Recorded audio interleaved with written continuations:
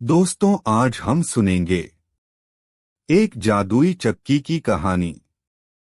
एक गांव में दो भाई रहते थे, विक्रम और राघव। बड़ा भाई विक्रम बहुत अमीर था और छोटा भाई राघव मेहनत तो खूब करता था, लेकिन फिर भी वह अपनी और अपने परिवार की जरूरतें पूरी नहीं कर पाता था। वह अपनी गरीबी से बहुत परेशान था।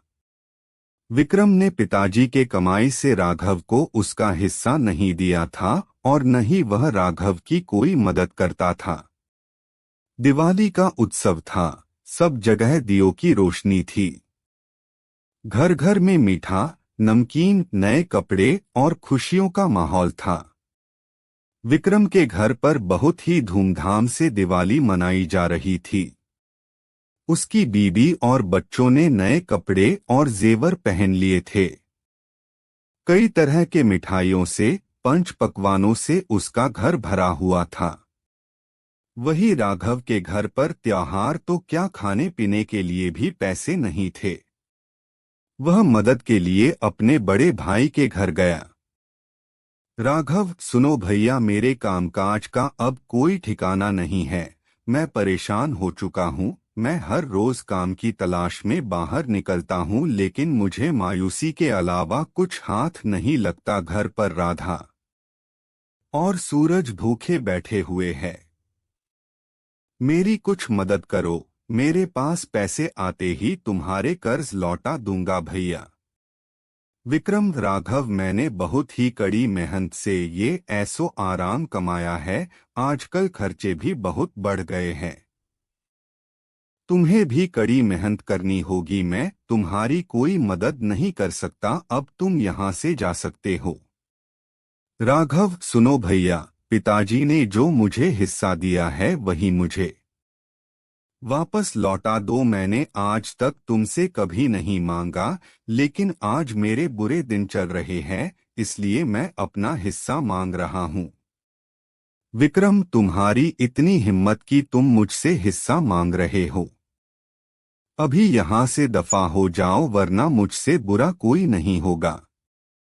राघव को अपने भाई के बर्ताव से बहुत बुरा लगा। वो काम की खोज से जंगल की ओर चल पड़ा। कुछ दूर चलते ही उसे वहां एक बूढ़ी औरत दिखाई दी। उसके सामने लकड़ियों का ढेर था। राघव ने सोचा कि अगर मैं इनकी मदद कर दूं तो मुझे कुछ पैसे मिल सकते हैं। राघव, क्या मैं ये लकड़ियां आपके घर तक पहुंचा दूं? माता जी, आप मुझे उसके बदले कुछ पैसे दे देना, और भी कुछ काम होगा तो वो भी मैं कर दूंगा। बुढ़िया, जरूर। मेरी मदद करने का पैसे मैं तुम्हें जरूर दूंगी।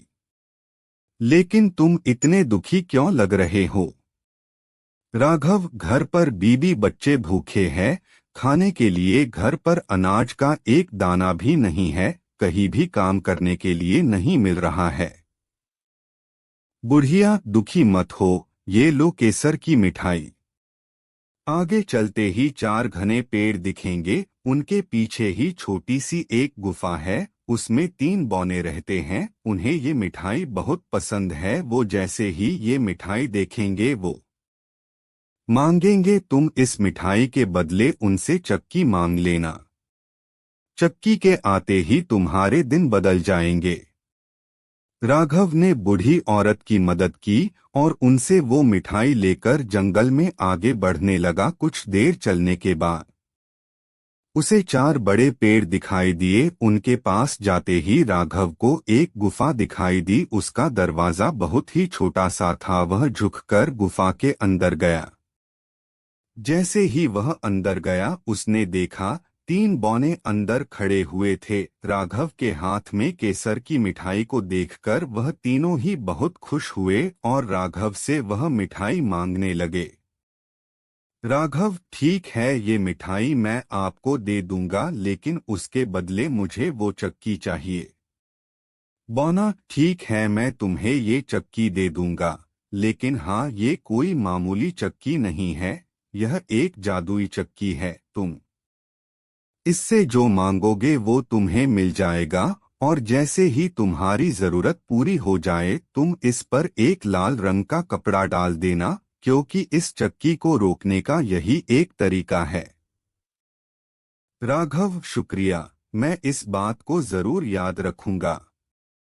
राघव बहुत ही खुश हुआ और वह चक्की लेकर घर आ गया।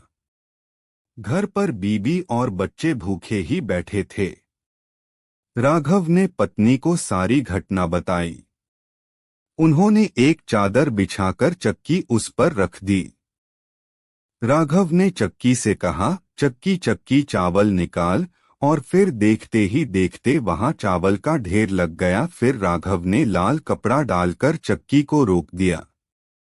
फिर एक एक करके उसने चक्की से दाल, गेहूं और बाकी का अन्य सामान भी मांग लिया। राघव और उसके घर वालों ने भर पेट खाना खाया। अब राघव बाकी का अनाज लेकर बाजार जाकर बेच आता था। देखते ही देखते राघव की आर्थिक परिस्थिति ठीक होने लगी। पहनने के लिए अच्छे कपड़े, भर पेट खाना और बच्चे की शिक्षा, सब कुछ आसान हो गया और उसने नया घर भी बनाया। यह बात उसके बड़े भाई विक्रम तक पहुंच गई। यह जानकर उसे बहुत हैरानी हुई। विक्रम, कल तक तो इस राघव के पास खाने के लिए पैसे नहीं थे, अब इतने सारे पैसे, नया घर, कपड़े, खाना पीना, बच्चों की शिक्षा कहाँ से आया इसके पास इतना पैसा? मुझे यह राज जानना ही चाहिए। वह खाना खाने के बहाने राघव के घर गया और खाना खाकर वापस ना जाकर वह खिड़की के बाहर रुक गया और छिपकर वह घर पर नजर रखने लगा। जैसे ही राघव ने चक्की से अनाज मांगा, चक्की ने अनाज देना शुरू कर दिया। यह देखकर विक्रम ने सोचा कि वह ये चक्की चुराकर घर ले जाएगा। दूसरे दिन राघव अनाज बेचने जब बाजार गया तो विक्रम चुपके से राघव के घर में घुस गया। सबकी नजर चुराकर वह चुपके से चक्की अपने घर ले गया और अपनी पत्नी और बच्चों को लेकर अपना घर और गांव छोड़कर चला गया और दूर कहीं जाकर दूसरे गांव में जा बसने का सपना देखने लगा। उसने एक नाव खरीदी और अपने बीबी और बच्चों के साथ वह नाव में बैठ गया। उसकी पत्नी को कुछ समझ नहीं आ रहा था कि ये क्या कर रहे हैं। उसने पूछा, ये चक्की लेकर आपने घर और गांव क्यों छोड़ दिया? विक्रम बोला, ये कोई मामूली चक्की नहीं है, यह जादुई चक्की है। इसी की वजह से राघव इतना बड़ा घर और धन दौलत का मालिक बना है और मैं इस चक्की को उसके घर से उठाकर ले आया हूँ। इससे हम बहुत धन कमाएंगे और आराम की जिंदगी गुजारेंगे। मैं तुम्हें दिखाता हूँ कि ये जादुई चक्की किस तरह से काम करती है। चक्की से बोला, चक्की चक्की नमक निकाल। चक्की ने नमक निकालना चालू कर दिया। देखते ही देखते ढेर सारा नमक नाव में भरने लग गया। विक्रम को चक्की कैसे रुकती है ये तो पता ही नहीं था। नमक की वजन से नाव पानी में डूबने लगी और विक्रम और उसका परिवार पानी में डूब गए। विक्रम की लालच की वजह से उसे और उसके परिवार को अपनी जान गंवानी पड़ी। राघव मेहनती था, भले ही चक्की अब उसके पास नहीं थी, लेकिन आज तक चक्की ने जो भी दिया था राघव ने अपनी मेहनत से उसे दुगना कर दिया था और खुशी से जीने लगा। शिक्षा, इससे हमें यही सीख मिलती है कि लालच बुरी बला है।